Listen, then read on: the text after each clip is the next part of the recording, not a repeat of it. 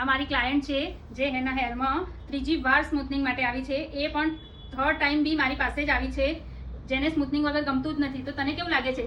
મને બહુ સારું લાગે છે ગાયત્રીબેનને. મતલબ મારા વાળ એકદમ જ ખરાબ હતા, જેટલી વાર બી સ્મૂથનિંગ કરી છે એટલી વાર મારા રિઝલ્ટ સારું જ આવ્યું છે. તો તમે પણ આમની પાસે આવી શકો છો. Thank you. તમે વિડીયોમાં જોયું જે રીતે ઓલરેડી હેરમાં 2 વાર સ્મૂથનિંગ થઈ ગયેલું છે, તો જેટલા આપણે વર્જિન હેર છે એટલા જ હેરમાં હાફ હેરમાં જ ક્રીમ એપ્લાય કરવાની છે. જે રીતે હું હાફ હેરમાં જ ક્રીમ એપ્લાય કરું છું, અને નીચેના હેર સ્ટ્રેટ જ છે એટલે આપણે નીચેના હેરમાં હમણાં એપ્લાય નથી કરવાની. નીચેના હેરમાં પૂરી પ્રોસેસ થઈ ગયા પછી લાસ્ટમાં આપણે ક્રીમ એપ્લાય કરવાની છે. ઓલરેડી કેમિકલ ટ્રીટેડ હેર હોય ત્યારે કેરફુલી ક્રીમ એપ્લાય કરવી પડે છે, કે જેટલા વર્જિન હેર હોય એમાં જ ક્રીમ તમારે એપ્લાય કરવાની રહેશે, 1 બાય 1 સેક્શન લઈને.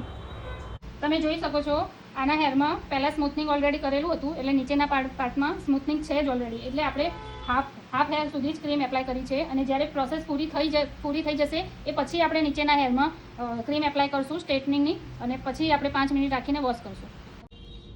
તમે જોઈ શકો છો આપણે આ ત્રીજી વારનું સ્મૂથનિંગ કર્યું છે, તો પણ કેવું સરસ રિઝલ્ટ મળ્યું છે. જો કેરફુલી કરવામાં આવે તો રિઝલ્ટ સારું જ મળે.